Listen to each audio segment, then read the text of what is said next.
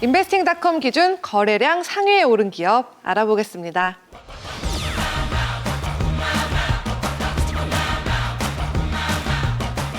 중국 최대의 전자상거래 업체 바로 알리바바가 인베스팅닷컴 거래량 상위 기업에 올랐습니다. 알리바바 같은 경우는 지금 최근에 와서 평균 거래량이 1,100만 주에서 1,300만 주입니다. 5월 22일 경우 같은 경우는 5,200만 주가 거래가 되었습니다. 미국에 상장된 기업 중에서 이 정도 거래량이라면 상당히 거래량이 높은 종목이라고 볼 수 있죠. 그리고 시가총액이 6,822억 달러니까 엄청나죠. 이렇게 몸집이 큰 이렇게 회사인데 뭔가 이름을 들었을 때 친숙한 게 알리바바, 40인의 도둑, 우리 어릴 때 들었던 동화 이름 때문에 더 익숙하게 다가왔던 것 같아요. 정확히 어떤 회사인지 속속들이 좀 알려주시겠어요? 그 알리바바의 창립자가 잭 마윤이죠. 네. 잭 마윤이 그 창립하기 전에 그 미국의 샌프란시스코를 방문해서 이제 사명을 어떻게 할 것인지 상당히 고민을 했었습니다. 얼마나 고민했겠어요. 그래서 네. 이제 한 카페에서 커피를 마시다가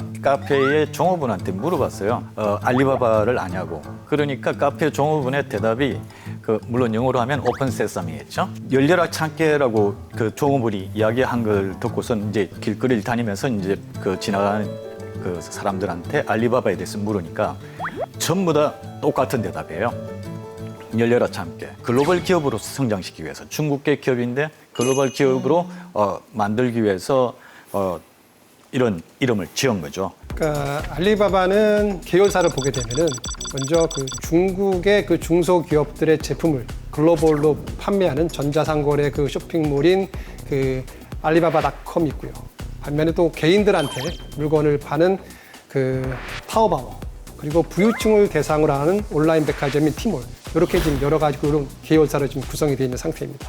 중국의 알리바바가 점유율이 굉장하다는 거 누구나 다 알고 있잖아요. 그렇죠. 근데 정확히 그 점유율이 어느 정도인 건지 좀 와닿게 설명을 좀 부탁드릴게요.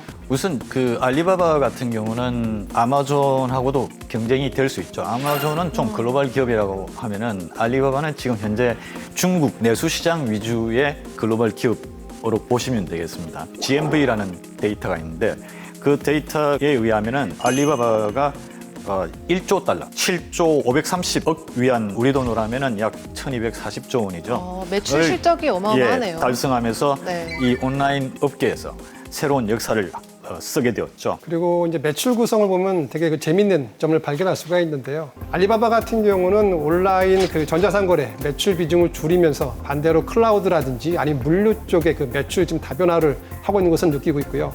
그리고 워낙 다방면으로 많은 그 사업 부분이 있다 보니까 이러한 그 사업 부분을 서로 통합해서 시너지를 극대화하기 위해서 최근에 하고 있는 것이 알리바바 디지털 이코노미 전략을 써가지고 이러한 사업 부분을 융합하면서 그 매출과 그다음에 영업이익을 증대하는 그런 전략을 지금 시행을 하고 있습니다. 그런데 최근에 외신에서 알리바바 상장된 이런 이슈들이 되게 뜨겁게 달구고 있었던 것 같거든요. 알리바바의 많은 계열사 중에 아니면 네. 그 자회사 중에 하나가 엔트라는 엔트금이라는 그 파이낸셜 그룹인데요.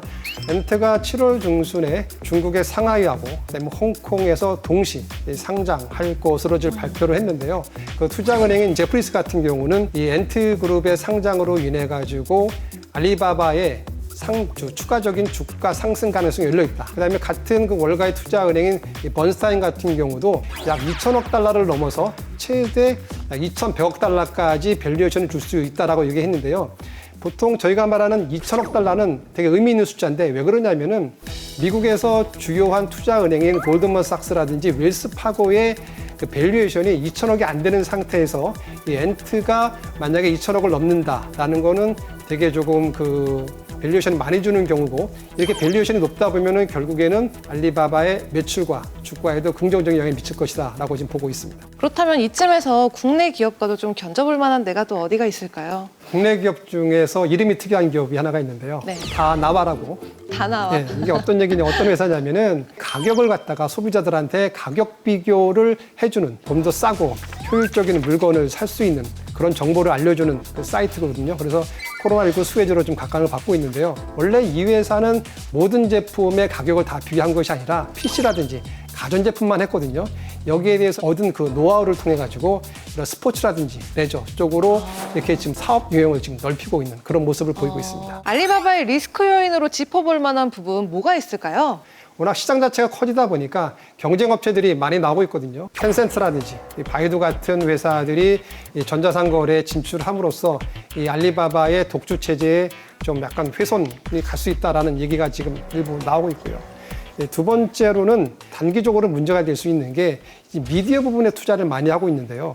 이 미디어 부분 투자가 단기적으로 효과를 거둘 수 있는 것이 아니라 중장기적으로 실적을 거둘 수밖에 없고 또 워낙 많은 그 자금을 투자하다 보니까 일부에서는 영업이익률 자체가 조금 어렵지 않을까, 즉 마진이 줄어들 수 있다라는 지금 그런 위험이 좀 있고요. 세 번째 같은 경우는 지금 최근에 미중 관계가 되게 안 좋거든요. 그리고 미국의 대선이 11월 3일이 있는데 얼마 안 남았거든요. 100일이 채 안 남았는데 그때까지 트럼프 대통령이 현재의 그 열세를 많이 하기 위해서 쓸 수 있는 카드가 많이 없는데 그중에 대표적인 것이 결국에는 미국과 중국의 갈등을 고조시켜서 자기의 그 지지권을 조금 지지력을 갖다 좀 확보할 수 있기 때문에 알리바바 같은 기업들은 조금 어렵지 않을까 이렇게 예상을 하고 있습니다. 향후 이런 성장성도 굉장히 기대가 되는 것 같습니다. 그 알리바바의 해외 직구 또는 글로벌 유통 매출 같은 경우는 전년 대비 24% 늘어나서 약 243억 2,300만 위안을 기록했습니다. 그리고 아마존하고 똑같이 클라우드 사업에 많은 그 투자를 하고 있고 주력을 하고 있습니다.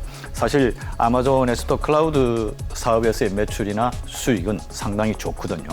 이제 그런 부분에서 클라우드 사업은 알리바바의 미래 성장에 대한 아주 큰 기여를 할 수 있는 부분이 아닐까 보고 있습니다. 투자들에서 가장 좋게 보는 거는 뭐냐면은 알리바바의 자회사 중에서 알리건강이라는 회사가 있거든요. 중국에서 온라인 유통, 약품 유통을 하는 담당을 하고 있는데요. 그 중국의 전자 그 온라인 약품 유통 시장에서 시장 점유율 지금 1위를 차지하고 있고 특히 알리바바가 추가적으로 더 하고 있는 거는 어떤 거냐면은 이런 약품 유통 외에 온라인 진료라든지 이렇게 다각화를 하고 있기 때문에 여기에서 성장 포텐셜이 크지 않을까라고 지금 보고 있습니다. 방송 보시면서 알리바바에 대해서 더 궁금한 점이 있거나 투자를 해보고 싶다 하시는 분들은요. 카카오톡 채널에서 필살기 해외 투자를 검색하신 후 친구 추가해주세요.